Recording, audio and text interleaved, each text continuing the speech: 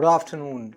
Welcome to the Analyst. Today we'll be taking up 5 newspaper articles from the Hindu and the Indian Express and discussing them. The handout for the same will be available in the description of this video for your kind perusal. Please have a look at that. The first article that we'll be taking up is related to money laundering, as the Supreme Court has dismissed the proceedings initiated by the Enforcement Directorate against the Karnataka Deputy Chief Minister under the Prevention of Money Laundering Act. The second article is related to Indian Ocean, as the Defence Minister has observed that India has ensured that no one has a hegemony in the Indian Ocean. The third article is related to 10th schedule, as the legislators are finding newer ways to circumvent the anti-defection law.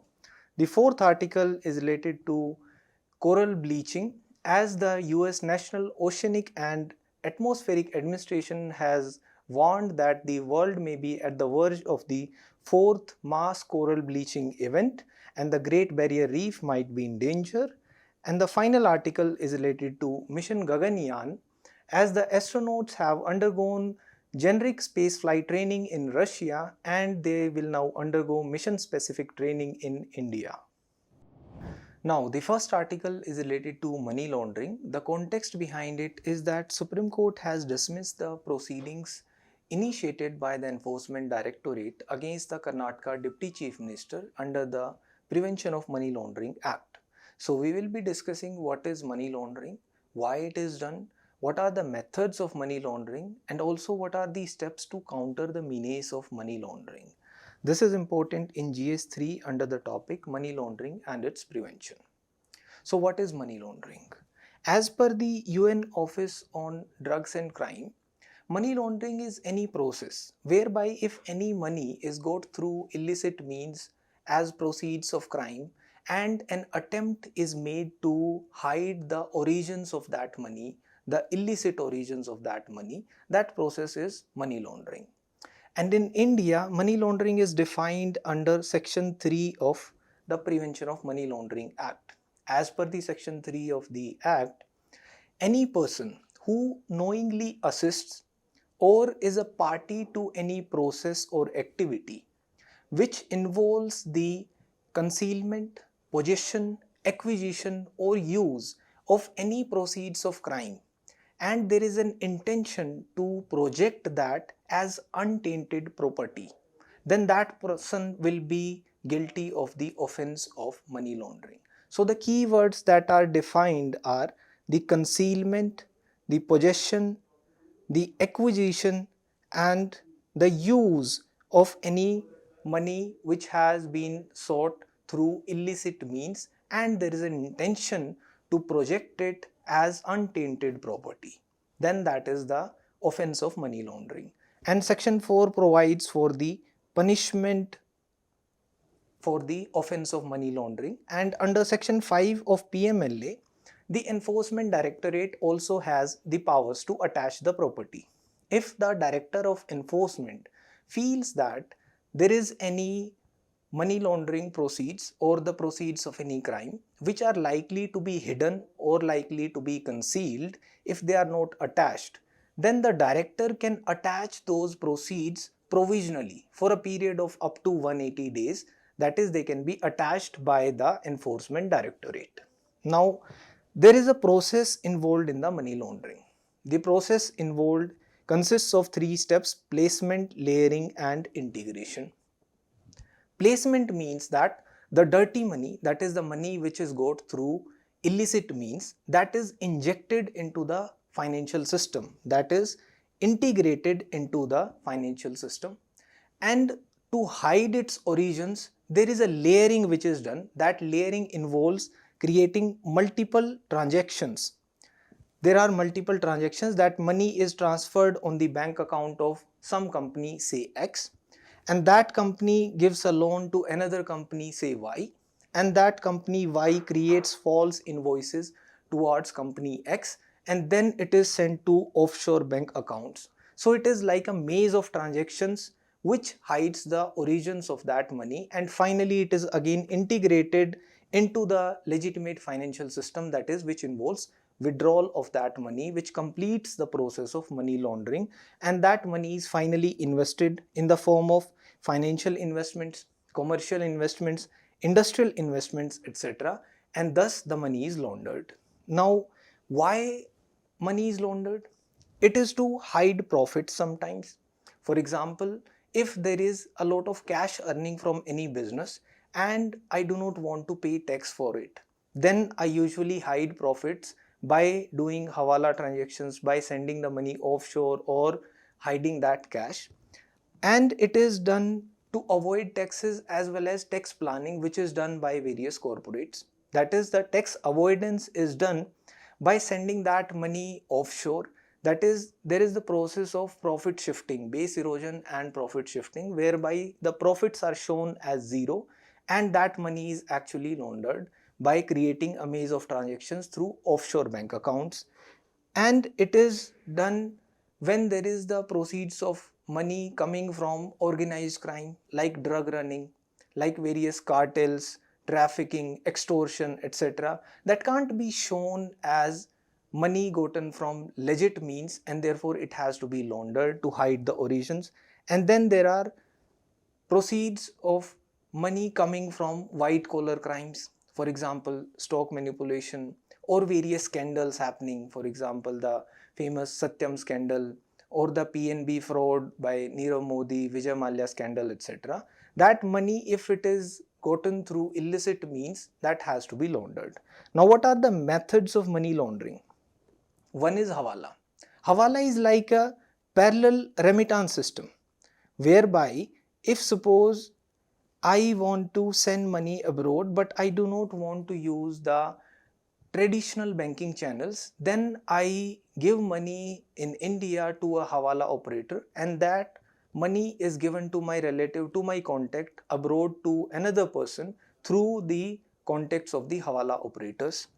There is electronic money laundering also, for example online auctions, virtual gaming websites, etc., or in the form of cryptocurrency, and that cryptocurrency is further used to fund various illicit activities including organized crime also. Then there is smurfing, through which money is laundered. Smurfing means that if I want to send a large amount of money abroad through various channels, then I break it down into small amounts to escape the eyes of the enforcement agencies. That is, breaking down of a large amount into small amounts, that is smurfing. Then there is smuggling of cash, direct cash, that usually happens on the US-Mexico border, etc.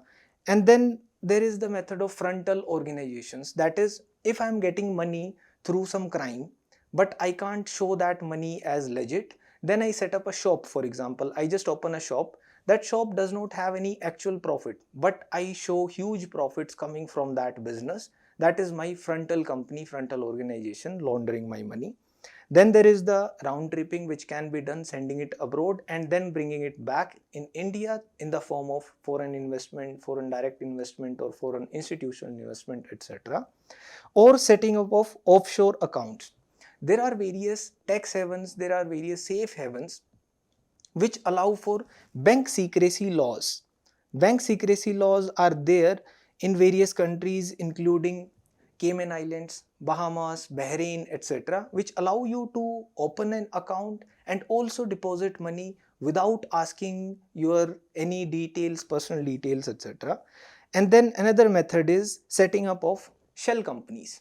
Shell companies do not have any profit of their own, do not provide any goods or services, but they are receiving money, that money which is actually gotten through illicit means, in the form of, in lieu of providing goods or services. Whereas they are not providing any particular goods or services, it is just the creation of false receipts, false invoices, which is done by the shell companies so that that money is projected as if it is white money.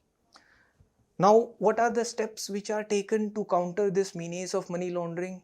Because IMF observes that money laundering is taking away about 2.5 to 3% of the world's GDP, and therefore it is causing a loss to the exchequer because tax revenue is lost. And not only the direct loss to the exchequer of the state, it also gives economic power to the wrong hands. People who are running various syndicates, who are getting money through various criminal activities, they are getting that economic power, and therefore they can set up parallel systems of governance also. Therefore it has to be countered. Now there are various steps for it. One is the statutory measures. The statutory measures involve the Prevention of Money Laundering Act, and it has been amended also multiple times. The institutional measures include setting up of a financial intelligence unit. This financial intelligence unit checks for any suspicious transactions, that is large amount of transactions if they are done between various offshore bank accounts or within India also, then they are red flagged in the system. And then there is the Enforcement Directorate. It has the authority to attach the proceeds or assets which are believed to be gotten through money laundering. And then artificial intelligence is also used now to highlight the transactions, to see through the camouflage that is created by creating a layer of transactions. And then there are international cooperation measures to counter money laundering, that is in the form of cooperation through Financial Action Task Force and the global minimum taxation. There are various ideas which propose having a minimum taxation rates in all the countries, because if India has a tax rate of 20-25%, whereas in a tax haven it is only 1-2% only, then usually there will be a tendency that the companies will be setting up their own subsidiaries or other shell companies which are also indirectly owned by the same person, and they will be shifting their profits abroad in the form of those shell companies, and they will be paying taxes at the rate of 1-2% only in those tax havens.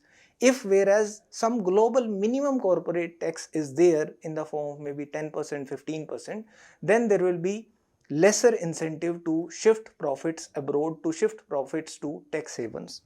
Then there are the 3 UN conventions also to tackle money laundering. Now the next article is related to Indian Ocean. The context behind it is that the Defense Minister has observed that India has ensured that no country has a hegemony in the Indian Ocean region. This is important in GS2 in international relations. Now Indian Ocean is very important. Various thinkers also have observed the same. Nicholas Pikeman observed that whoever controls the rimland will rule the world. Likewise, Alfred T. Mahan has also observed that whoever controls the Indian Ocean will dominate Asia, because 21st century will be the century of Asia, and for that the control over Indian Ocean will be very important.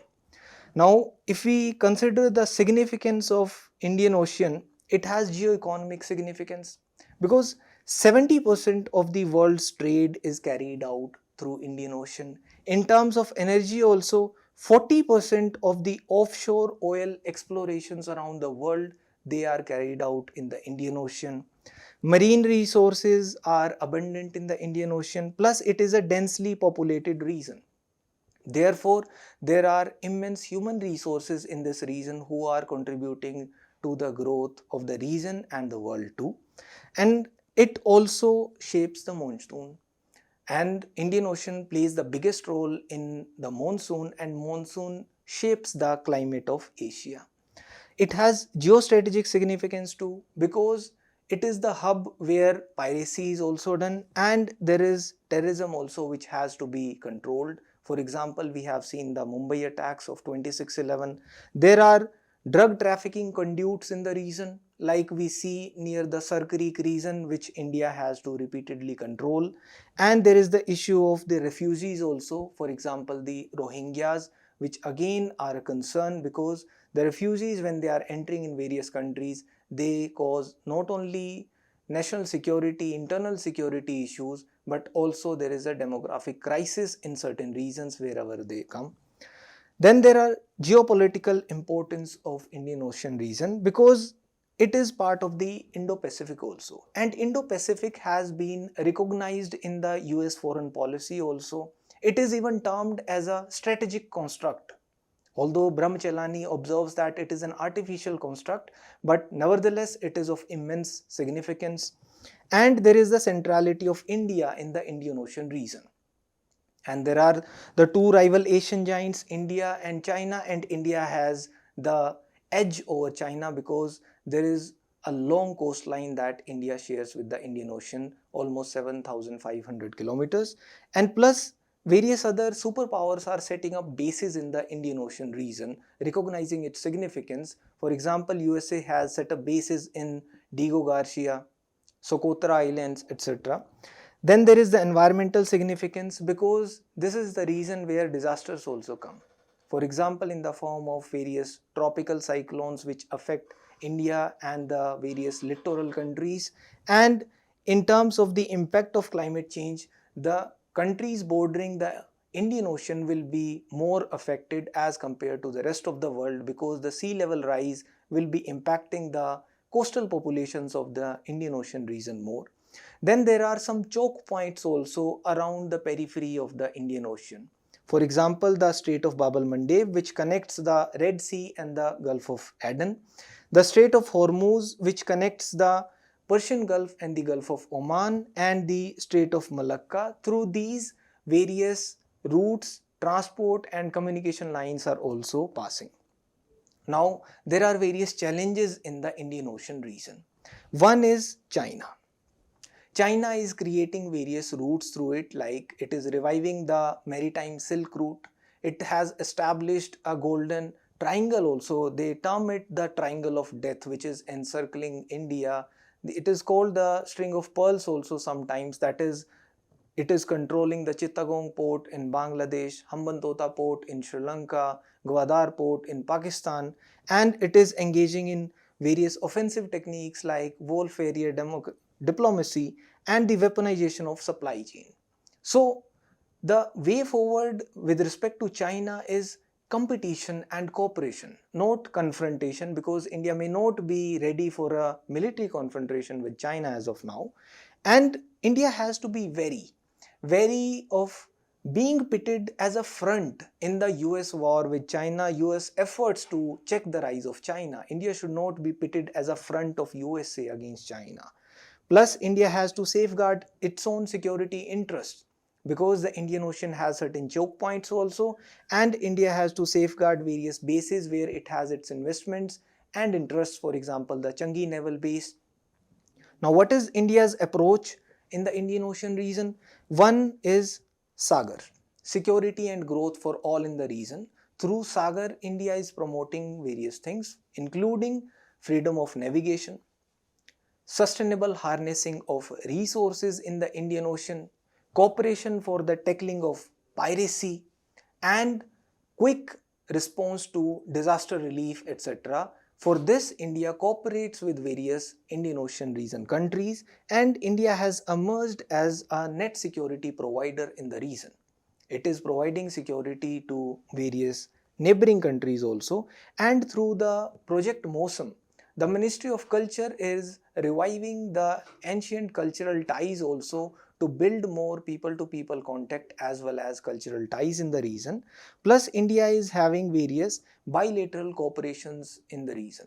For example, in the form of Seychelles, it is cooperating in Lamithie as well as the coastal radar surveillance system that India is providing to Seychelles. India is cooperating with Japan also, because with Japan we are establishing an Asia-Africa growth corridor in the region. In Madagascar, we have set up various listening ports, and we are providing support to Mauritius in the form of building of infrastructure in the Agaliga Islands, where there is a lot of Indian population residing also over there. And India is going for multilateral cooperation in the region by conducting various Indian Ocean naval symposiums, etc. So this region of Indian Ocean is of immense significance for India, and India promotes the building of a climate of trust and respect for international norms in the region, in line with the directive principles of India under Article 51, that is fostering respect for international law. And India promotes the Indian Ocean as a zone of peace, as an ocean of opportunity.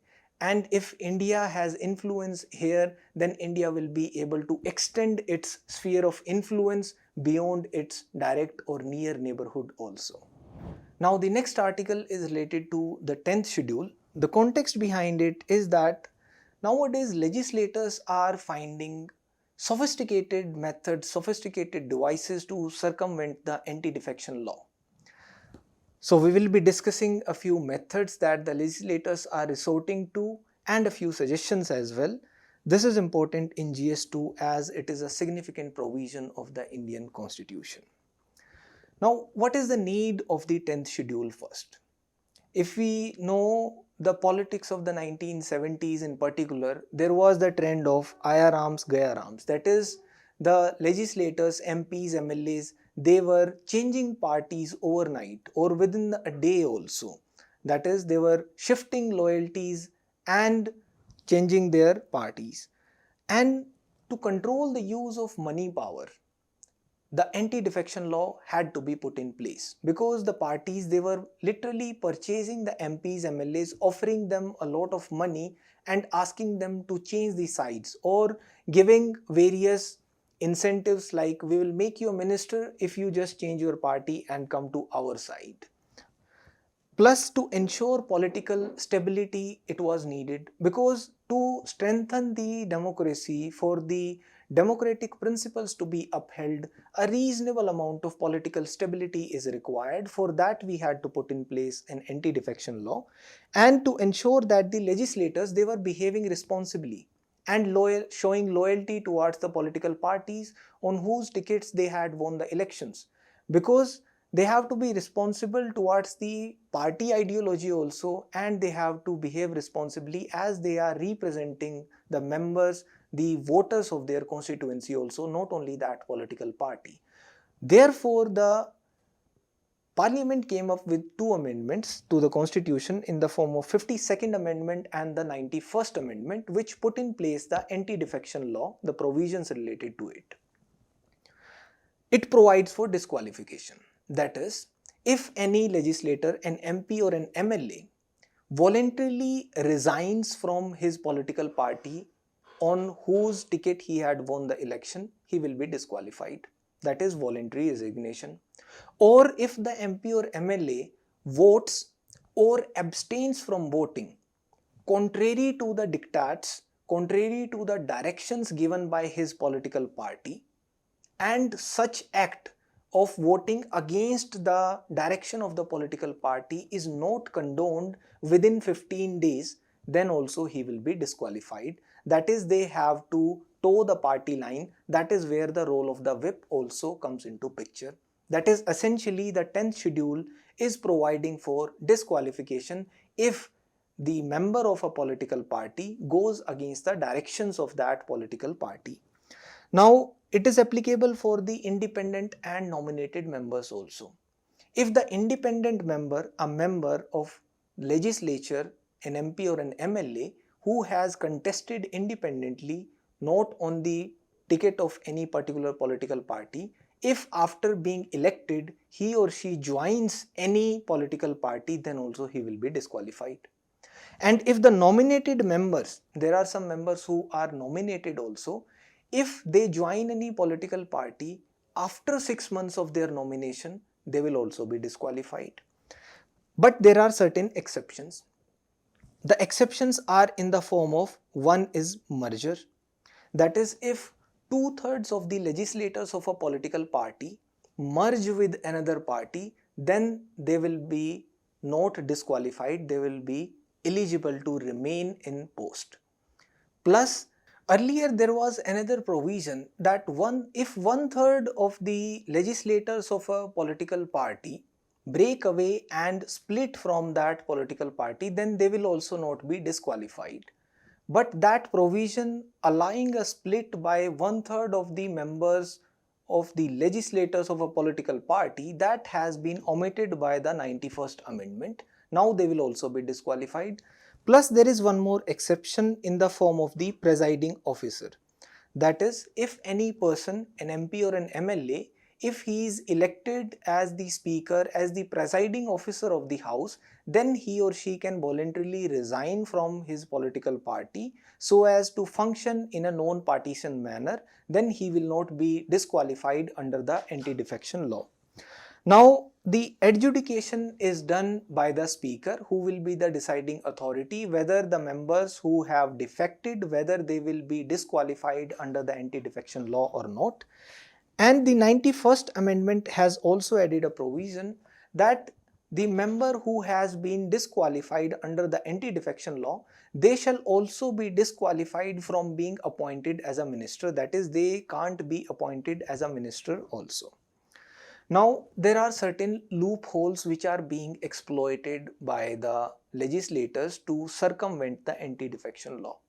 One loophole is that the MPs or MLAs, they give a letter to the speaker that they have lost the confidence in the speaker himself, and the next day they defect. Now, in the Nabam-Rebia judgment, the Supreme Court had observed, if the speaker himself has lost the confidence of those MPs or MLAs whose anti-defection proceedings he is going to adjudicate, then the speaker himself is also not qualified to adjudicate upon the matter, because he himself has lost the confidence of those MPs or MLAs who have actually defected. They are exploiting this loophole. Another is the speaker's bias. The speaker, if any member who is belonging to the opposition and he joins the ruling party, then the speaker usually keeps on delaying the adjudication under the anti-defection law, because the speaker usually himself belongs to the ruling party and he usually does not adjudicate quickly upon the members of other political parties which are joining the ruling dispensation. Whereas if any member of the ruling party, any MP or MLA defects to the opposition, then he quickly adjudicates upon it and immediately disqualifies that particular MP or MLA under the anti-defection law, so that the majority of the ruling party is maintained in the house. Plus, another innovative measure that MPs and MLAs are resorting to is that before defecting, they give an application to the Election Commission of India saying that we are the real party, we are the real faction, and the other persons are not, the remaining legislators are not. Therefore, they claim the party symbol also, and therefore these proceedings before the Election Commission, that is whether they are the real party or they are the defecting faction from the political party, that key is usually fast-tracked, and the speaker usually keeps on delaying the adjudicating proceedings. Then there are some engineered resignations also. How it happens is the opposition lures certain MPs or MLAs from the ruling party, the disgruntled legislators who have not got the post of ministers, etc. They are promised the post of minister if they defect to the opposition and subsequently the government falls, ruling dispensation falls, and re-election is conducted. They are even promised that in the re-election, if you do not get elected again, still we will make you a minister for at least 6 months, because any person who is not even a legislator, they can also be made a minister provided they get elected within a period of 6 months. Then there are mass defections also, which are legal, which are allowed under the anti-defection law itself. That is, 2/3 of the legislators of a political party, if they are merging with another party, then they are not disqualified. And the mass defections happen, for example, in 2019 in Rajasthan or in Goa in 2022. There are such attempts and incidences also. Plus, under Article 164, subclause 1b, the provision says that the person who has been disqualified, he will also be disqualified from being a minister in the government, but he will be disqualified from becoming a minister only up to the current term of the government. That is, when the current term of the government ends and fresh elections are conducted, then again they have the option to become a minister. Then they are not barred constitutionally or legally. Therefore, they have the incentive to bring about the downfall of the government and therefore get the fresh elections conducted again. Now, what are some suggestions to counter these?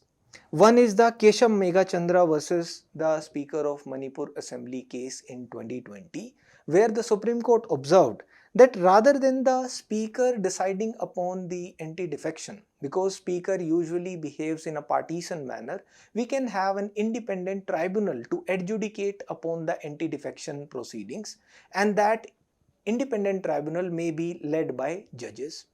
Plus, there should be a time frame. If the speaker himself is going to decide upon the anti-defection law, then there should be some time limit, maybe about 3 months, and if it is taking more than 3 months, then there have to be some exceptional circumstances for such an inordinate delay in adjudicating upon the anti-defection proceedings. Second, ARC had also suggested that rather than the speaker, the adjudication may be done by the president or the governor, as the case may be, on the recommendation of the Election Commission of India. Plus, we should put in place inner party democracy, because as long as there is dissatisfaction among the MPs or MLAs, their voice is not heard, there will be defections. In Sadiq Ali versus Election Commission of India case in 1971, the Supreme Court had proposed a formula, some guidelines for the faction recognition, whether it is the true faction or not. The Supreme Court said that we should see what are the party's aims and objectives, and whether there is adherence of that faction to the party constitution to check whether they are the real faction, and whether they have the majority in legislative as well as the organizational wings of the party. Or we can have a non-partisan speaker, that is, we can put in place a convention that the speaker should resign from his political party once he is elected as speaker, as is the convention in Britain also, where the speaker usually becomes non-partisan after being elected as speaker. Now, the next article is related to coral bleaching. The context behind it is that the US National Oceanic and Atmospheric Administration has observed that the world may be on the verge of a fourth mass coral bleaching event, and it might see wide swathes of tropical reefs in particular die, and the Great Barrier Reef will also be in danger. This is important in GS3 under the topic Conservation, Environmental Pollution and Degradation. Now, what are corals first? Corals are marine invertebrates or animals who are not possessing a spine. Corals are polyps, and a large number of such polyps live together forming a colony, becoming a structure, and they live in a symbiotic relationship with a microscopic algae known as zooxanthellae. And there are hard corals and soft corals. Hard corals are reef building corals. They usually extract calcium carbonate from the seawater. Calcium carbonate is found in limestone also, and that helps them in building a strong rigid structure. Then there are soft corals also. They usually reside upon the hard corals, that is upon the structures which are built by their ancestors, and they are known as the soft corals. What is coral bleaching? Once the corals start experiencing stress in their environment, coral bleaching starts happening. Stress may be due to environmental pollution, it may be due to oceanic acidification, it may be due to rise in temperatures of the oceans. Now, when there is stress, then zooxanthellae start producing reactive oxygen species, and the corals, they start pushing away the zooxanthellae.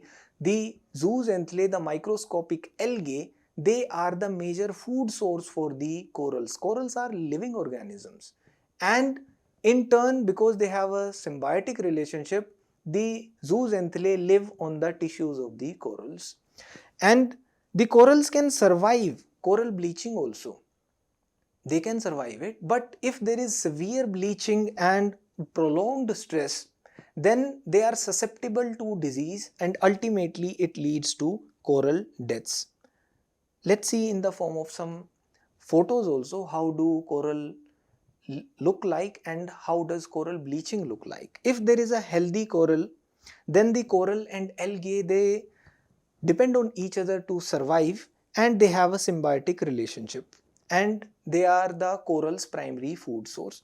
But if the coral gets stressed, then this symbiotic relationship is not there, and the algae start leaving the coral's tissue, and it starts looking like this. And when the coral is left bleached, then it is vulnerable, and the color which is provided by the zooxanthellae, the microscopic algae only, then that is not there and it becomes white. It becomes bleached. It looks like bleached, and without the algae, coral loses its major food source and becomes susceptible to disease and ultimately death. Now, why are we talking about it? What is the significance of corals? They contribute in ensuring the marine biodiversity. As per some estimates, they contribute to about the sustenance of about 25% of the marine biodiversity and the survival of fish, turtles and various marine organisms. And they have an economic contribution also. As per some estimates, they have contributed to $3 trillion towards the fishing, trade, tourism industry, etc. And they provide protection from the storm waves also, protection to the beaches, etc., because they are hard structures and they can survive the storm waves also. And there have been a few mass bleaching events. One was in 1998 when the El Nino caused the warming of the sea surface temperatures in Pacific Ocean, and it led to the deaths of corals. About 8% of the corals across the world died that year. Then there was another event in 2002 and another prolonged event for several years from 2014 to 2017, which started from the Pacific Ocean and affected the North and South Pacific as well as the Indian Ocean also. And there are concerns that the world may be on the verge of another mass coral bleaching event. Now, what causes coral bleaching? One is the change in the ocean temperature. When the temperature is increased by the climate change, it becomes a leading cause of coral bleaching. Another cause is the runoff and pollution. The storm generated precipitation can rapidly dilute ocean water, and the runoff which is brought to the ocean, it carries pollutants and therefore it can bleach the near shore corals. Plus there is overnight overexposure to the sunlight which can also bleach corals, because when the temperatures are high, high solar irradiance contributes to bleaching in the shallow water corals. And extreme low tides can also expose the corals to susceptibility. Exposure to air during extreme low tides can cause bleaching in the shallow corals near the shallow waters. Climate change is another major factor in the coral bleaching. How? Let's understand that also. The warming oceans, they cause a thermal stress which cause susceptibility to infectious diseases on the corals.